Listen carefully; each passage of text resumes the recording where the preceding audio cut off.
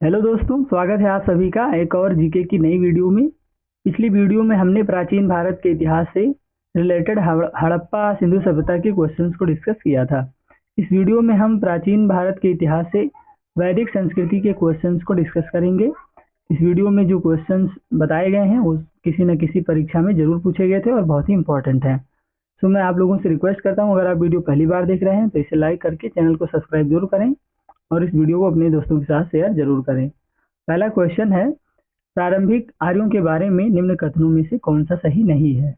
तो 3 कथन सही हैं और एक सही नहीं है, वो हमें बताना है। तो इसका सही जवाब है कि वे मुख्यतः नगरों में निवास करते थे। ये बात सही नहीं है क्योंकि उस समय तक वो इतने विकसित या इतना विकास नहीं हुआ था कि वो नगरों में निवास कर सके। तो ऑप्शन ए इसका राइट आंसर हो जाएगा। अगला क्वेश्चन है, इनमें से किस फसल का ज्ञान वैदिक काल के लोगों को नहीं था।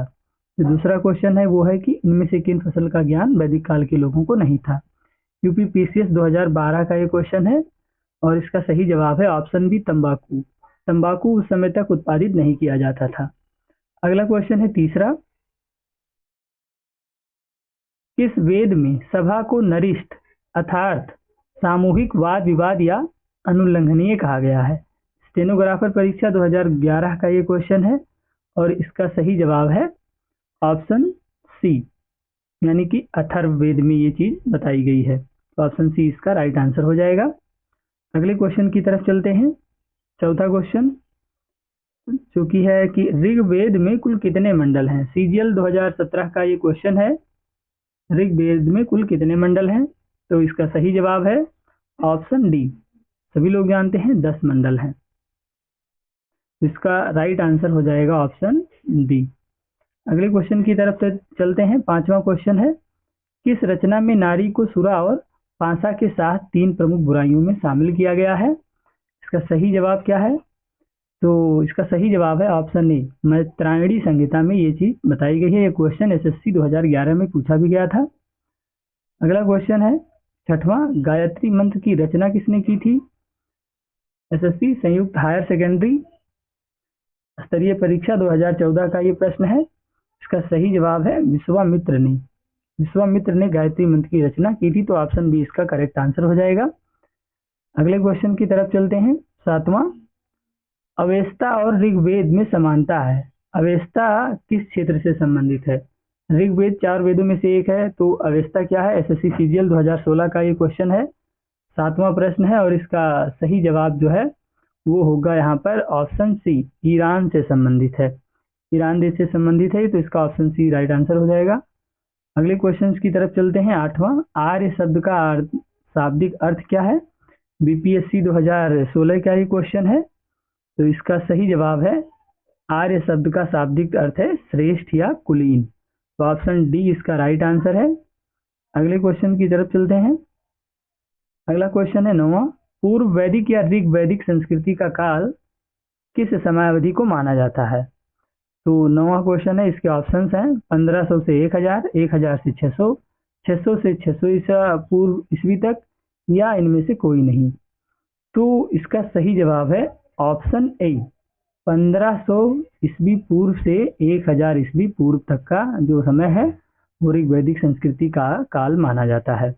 अगला प्रश्न है 10वां, उत्तर वैदिक संस्कृति का काल यानी समयावधि क्या है। सीएचएसएल 2016 में ये क्वेश्चन पूछा गया था। तो 10वां क्वेश्चन का राइट आंसर जो है वो ऑप्शन बी है, 1000 ईसा पूर्व से 600 ईसा पूर्व तक इसका समयावधि माना जाता है। 11वां क्वेश्चन है यहाँ पे, किस देवता के लिए ऋग्वेद में पुरंदर शब्द का प्रयोग हुआ है। पुरंदर, तो ये एसएससी एमटीएस 2019 का क्वेश्चन है। तो यहाँ पे इसको सबको मालूम है कि पुरंदर जो है वो इंद्र को कहा जाता है। तो ऑप्शन सी इसका राइट आंसर हो जाएगा। अगला क्वेश्चन है 12वां, शुल्ब सूत्र किस विषय से संबंधित पुस्तक है। एसएससी टैक्स असिस्टेंट परीक्षा 2009 में ये पूछा गया था।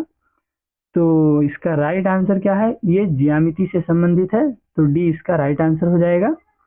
अगले क्वेश्चन की तरफ चलते हैं। अगला क्वेश्चन है 13वां, अस्तोमा सदगमय ये कहाँ से लिया गया है। ये आरआरबी एनटीपीसी 2016 का क्वेश्चन है। तो देखते हैं कि इसका राइट आंसर क्या है चारों ऑप्शंस में से, ऋग्वेद, यजुर्वेद, सामवेद या फिर अथर्ववेद। तो इसका सही जवाब है ऑप्शन ए। ऑप्शन ए यानी कि ऋग्वेद इसका सही जवाब हो जाएगा। अगला क्वेश्चन है 14वां। इस वेद में जादुई माया और वशीकरण का वर्णन किया गया है। आरो यारो 2014 का ये क्वेश्चन है। चारों वेदों में से कौन सा इसका सही जवाब होगा, आप लोग कमेंट करके जरूर बताएं। और इसका सही जवाब है ऑप्शन बी, अथर्ववेद। अथर्ववेद में जादुई माया यानी कि काला जादू का वर्णन किया गया है। अगला प्रश्न है 15वां। ऋग्वेद में सबसे पवित्र नदी किसे माना गया है?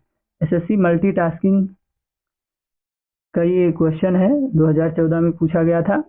इसका सही जवाब है ऑप्शन सी, सरस्वती को ऋग्वेद में सबसे पवित्र नदी माना गया है। अगला प्रश्न है 16वां।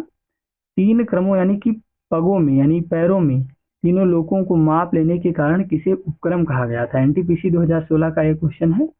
तो ये 16वां क्वेश्चन है। इसका राइट आंसर है विष्णु। विष्णु जी ने वामन का अवतार जब लिया था तो तीन पगों में पूरी पृथ्वी को माप लिया था। तो इसका ऑप्शन डी राइट आंसर हो जाएगा। और अगला प्रश्न है 17वां, बहुत ही आसान। पुराणों की संख्या कितनी है? एनडीए 2014 का ये प्रश्न है। तो टोटल पुराणों की जो संख्या है हमारे साहित्य में वो है 18। तो ऑप्शन ए इसका राइट आंसर हो जाएगा। अगले क्वेश्चन की तरफ चलते हैं। वैदिक धर्म का मुख्य लक्षण इनमें से किसकी उपासना थी? यानी वैदिक धर्म में लोग किसकी उपासना करते थे? एसएससी मल्टीटास्किंग का ये प्रश्न है, 2013 में पूछा गया था। और इसका सही जवाब है ऑप्शन बी, प्रकृति। यानी वैदिक धर्म यानी आर्य जो थे वो प्रकृति की पूजा किया करते थे, उनकी उपासना किया करते थे। अगला क्वेश्चन है 19वां। निम्नलिखित में से वह दस्तकारी कौन सी है जो आय द्वारा व्यवहार में नहीं लाई गई थी? एनटीपीसी 2016 का ये प्रश्न है। और इसका सही जवाब है ऑप्शन सी, लुहारगिरी जो है उस समय तक दस्तकारी द्वारा आय व्यवहार में नहीं लाई गई थी। अगला प्रश्न है 20वां। आदि काव्य की संज्ञा किसे दी जाती है? बीपीएससी 2018 का ये प्रश्न है। तो इसका राइट आंसर क्या होगा चारों ऑप्शंस में से? आदि काव्य की जो संज्ञा है वो रामायण को दी जाती है। तो ऑप्शन डी इसका राइट आंसर हो जाएगा। चलते हैं अगले क्वेश्चन की तरफ। निम्नलिखित में से मूलतः जल या समुद्र का देवता कौन था? एसएससी स्नातक स्तरीय परीक्षा 2010 का ये क्वेश्चन है। ये 21वां प्रश्न है। इसका सही जवाब है वरुण। वरुण को जल या फिर समुद्र का देवता माना जाता था। तो ऑप्शन ए इसका राइट आंसर हो जाएगा। बढ़ते हैं अगले क्वेश्चन की तरफ। पतंजलि कौन था? आरआरबी एनटीपीसी 2016 का ये क्वेश्चन है।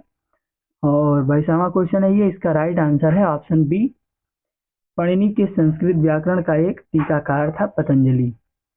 अगले क्वेश्चन की तरफ चलते हैं। उत्तर वैदिक काल के वेद विरोधी और ब्राह्मण विरोधी धार्मिक अध्यापकों को किस नाम से जाना जाता था? एसएससी 2017 का ये प्रश्न है। ये 23वां क्वेश्चन है। और इसका राइट आंसर है ऑप्शन सी, श्रमण। श्रमण के नाम से जाना जाता था। अगले क्वेश्चन की तरफ चलते हैं 24वां। भारत के किस स्थल की खुदाई से धातु के लौह के प्राचीनतम प्रमाण मिले हैं? एसएससी मैट्रिक स्तरीय परीक्षा 2008 का ये क्वेश्चन है। और इसका राइट आंसर क्या होगा आप लोग कमेंट्स करके जरूर बताएं। चलिए, इसका राइट आंसर जो है वो है ऑप्शन डी, अतरंजी खेड़ा। अतरंजी खेड़ा इसका राइट आंसर हो जाएगा। बढ़ते हैं अगले क्वेश्चन की तरफ। अगला प्रश्न है, कौन सा वेद अंशतः गद्य रूप में भी रचित है? एसएससी सीजीएल 2016 में ये पूछा गया था। तो इसका राइट आंसर है 25वें क्वेश्चन का ऑप्शन ए। ऑप्शन ए यानी कि यजुर्वेद जो है वो गद्य और पद्य दोनों रूपों में भी रचित है। अगले क्वेश्चन की तरफ चलते हैं। सभा और समिति प्रजापति की दो पुत्रियां थीं का उल्लेख किस वेद में मिलता है? यूपीपीसीएस 2015 का ये प्रश्न है। और इसका राइट आंसर है ऑप्शन बी, अथर्ववेद में इस चीज का उल्लेख किया गया है। तो बी इसका राइट आंसर हो जाएगा। चलिए अगले क्वेश्चन की तरफ चलते हैं। उत्तर वैदिक काल में किस देवता को सर्वोच्च स्थान प्राप्त था? एसएससी संयुक्त हायर सेकेंडरी परीक्षा 2011 का ये क्वेश्चन है। और इसका सही जवाब है ऑप्शन सी, प्रजापति को सबसे सर्वोच्च स्थान प्राप्त था। बढ़ते हैं अब अगले क्वेश्चन की तरफ। अगला क्वेश्चन है कुछ इस प्रकार से। इस